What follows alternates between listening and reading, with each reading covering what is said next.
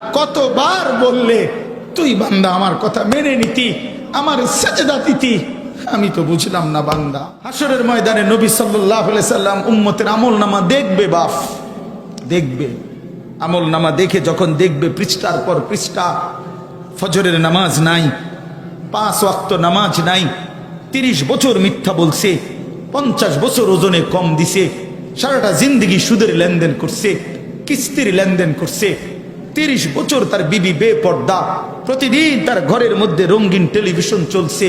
আল্লাহর কসম নবী বলবে, উম্মত, আমার উম্মত তুই জানো আমি 23টা বছর উম্মত তোর জন্য কেঁদেছিলাম। আমি আসার পরে দাঁড়াইছি কানতে কানতে মালিকের কাছে আমার উম্মতের জন্য দোয়া চাইছিলাম। ফজরের আজান পর্যন্ত আমি এক দাঁড়ানোতে ছিলাম। হাত্তা তাওয়াররামাত কাদামাহু, আমার 2টা পা ফুলে ফুলে গেছে, ফুলে ফুলে গেছে, এত কাঁদলাম। তায়েফের পাথরের আঘাতে পিঠটা ছিদ্র ছিদ্র হয়ে গেছে রক্তে, ক্ষুধার কষ্টে আমি পেটে পাথর বাঁধছিলাম 2টা। উহুদের দান দান শহীদ করা রক্তে আমি বেহুশ হয়ে পড়েছিলাম উম্মত। 3টা মাস আমার ঘরের চুলায় আগুন জ্বলে নাই উম্মত। বিনিময়ে তুই আমার সামনে এটা কি আনলি, কি আনলি উম্মত?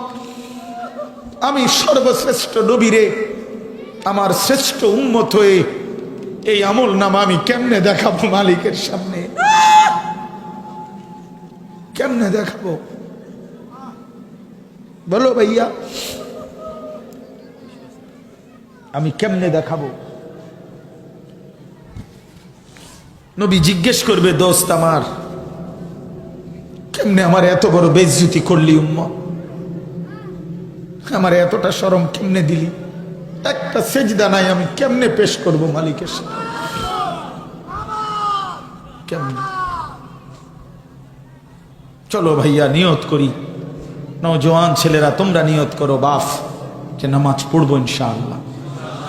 বলো নওজোয়ানরা, বলো নওজোয়ানরা, বলো বয়স্ক লোক না, যুবক বলো, যুবক নওজোয়ান বলো, সেজদা দেব আল্লাহকে ইনশাআল্লাহ।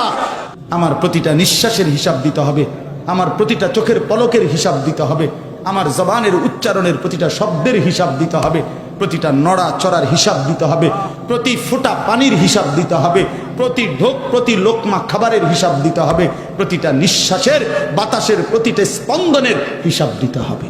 অতএব আল্লাহ তাআলা আমাদের প্রত্যেককে ঈমান আমলের দৌলত দান করেন, দুনিয়া থেকে মুক্ত হয়ে আখিরাতের ফিকির করার তৌফিক দান করেন। নিয়ত করলাম তো ইনশাআল্লাহ 5 ওয়াক্ত নামাজ পড়বো তো ইনশাআল্লাহ। অন্যায়ের সাথে, বাতিলের সাথে, জুলুমের সাথে, হারামের সাথে কোনো আপোষ করব না, ঈমান আমলের সাথে থাকবো। আল্লাহ কচুয়া মাদ্রাসাকে কবুল করেন।